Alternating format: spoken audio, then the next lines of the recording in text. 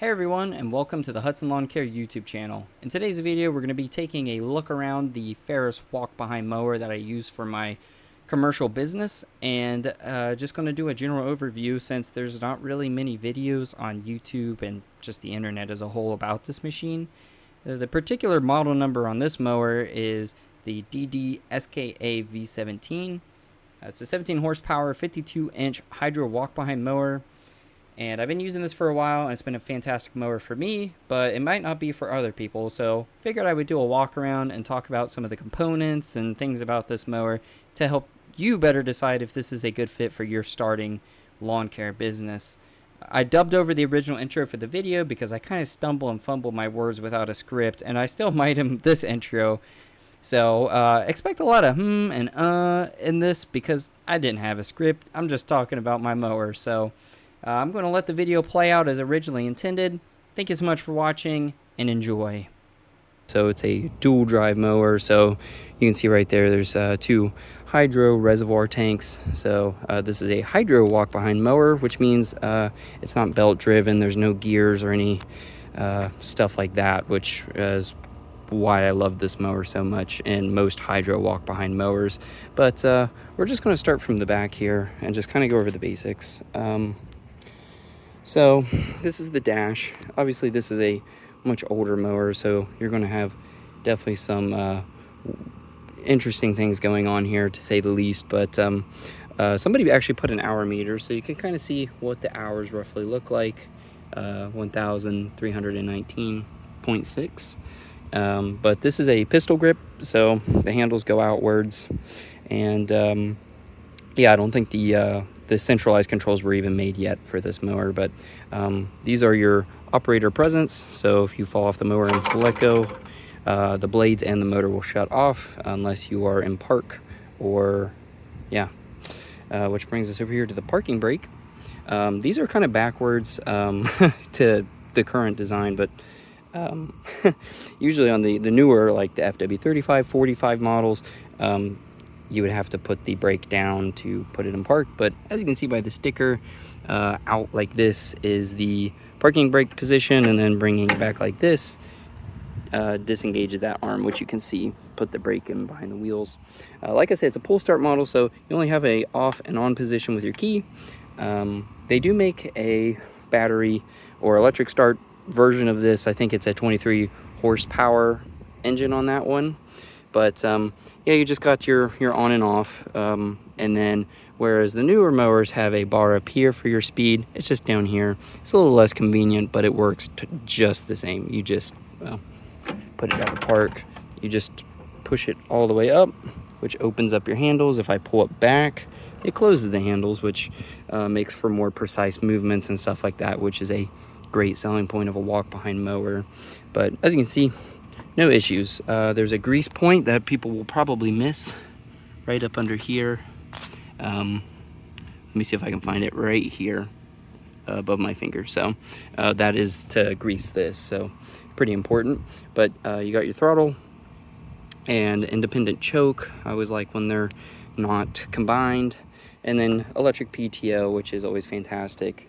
And then down here we have the brake pedal. So if you can't take your hands off of these in order to stop the mower, you're just going to press this in, and it'll bring it back to the neutral position, which is all the way down. If you've never seen a walk behind before, basically to go left, you squeeze this left. To go right, you squeeze this right. Pretty straightforward. It works exactly as the brand new FW45 models. These control the exact same. So if you hop on a FW45 with the pistol grip, there's no difference. The only thing that's weird is the choke is, or the throttle sideways on this instead of up and down. Let's quickly talk about my Velke. Velke Sulky. This one is a Velke.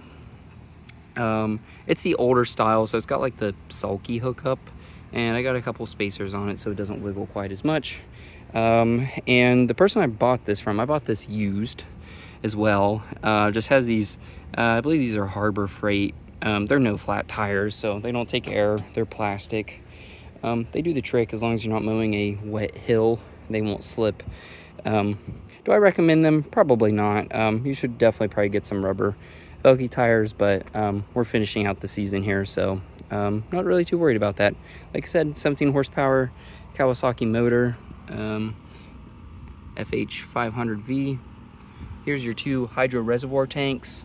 If you don't know how to fill these and you just don't have a lot of information to go off of, this is the cool fill line down here. Hydro fluid expands and will come out the top and make a mess. Actually, it looks like mine might have done that a little bit, but it looks like just some grime got on them. So it is what it is.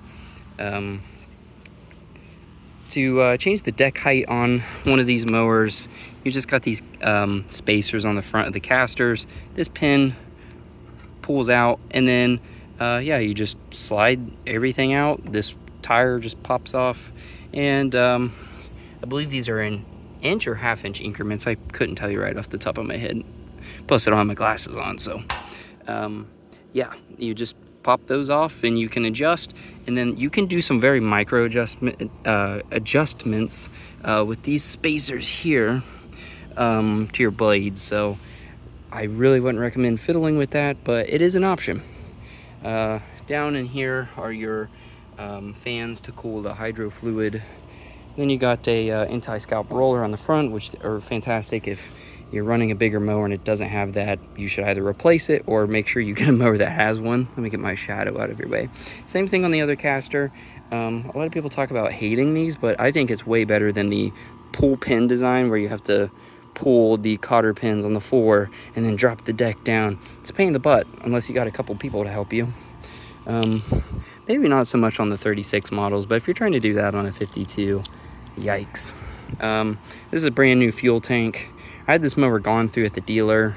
They serviced it completely, did the hydros, and there's a crack on the fuel tank, new fuel filters, oil filters, hydro filters, all that. So 3 blades underneath, as you might guess. And yeah, that brings us right back around to the other side. And before I get asked, I prefer the 2-wheel Velke because it leaves less of an imprint on the grass, and I'm just comfortable with them. If you know how to use a Velke, it is what it is. This mower actually came with a Pro Sulky. I might throw a picture up on the screen if you don't know what I'm talking about, but they're the more expensive, usually more common versions of a Sulky that you see nowadays, which is connected straight up to the mower. But I like the Velkes and I've used them for years. So and finally we have the grass chute, which I like that it is nice and rigid. You can put it down and in any position you put it, it stays. It's got a really solid hinge on it. It doesn't flop, but I like keeping mine all the way out of the way. And you should honestly be able to put a chute blocker on this without taking one of those off, which is something I'm interested in doing next year. And to get to your belts and stuff, there's 3 rubber tabs that you're just going to pull off around the front of the mower. And finally over here. And I'll just give you guys a peek. I just greased the spindles down here. You can just set the shield out of the way there. There's a little bit of leaves because they're starting to fall, but you just have a drive belt and a mowing belt, and you can kind of get a look at the hydros back in there and the filters and stuff like that.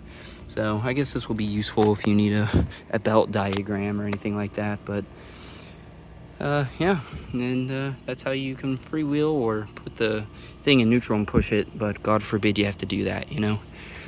And yeah, that's pretty much it for the Ferris 52DD. There's one more thing I'd like to show, and that's this. This is the Garbage Goat. Ballard sells these online for I think 50 bucks. And I always have one sitting about like that on my mower. Magnetic, sticks flawlessly to the front of a walk behind. It's fantastic. There's probably a little bit of some stuff in there I found while mowing. Absolutely. I take care of quite a few yards, so that is a fantastic investment instead of having trash bags and all that junk in the bed of your truck. So you'll probably always see that on the front of my mower. And what better way to end this section of the video than by showing you how she fires up. So do that. We're gonna try not to choke it, but little pull start handle. This one has a brand new handle on it, so it's easier to grab. There you go.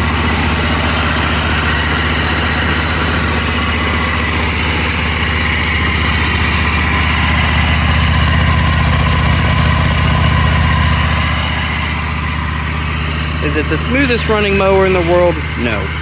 But does it do the job? Absolutely. I love this thing, and it's been a pretty good mower to me, and it has sped up my my work by a lot. But yeah, I think what I'm going to do is set the tripod up and film mowing my backyard. It's not super tall by any means, but you can see it's a little on the hairy side. I don't know how well that shows, but if I walk out in the yard, we try to keep our grass a little short, and it's just that time of the year where the fall grass is coming in and it's a mess. So I'll do a kind of amateur mowing video, and yeah, try to show you guys what this thing looks like in action.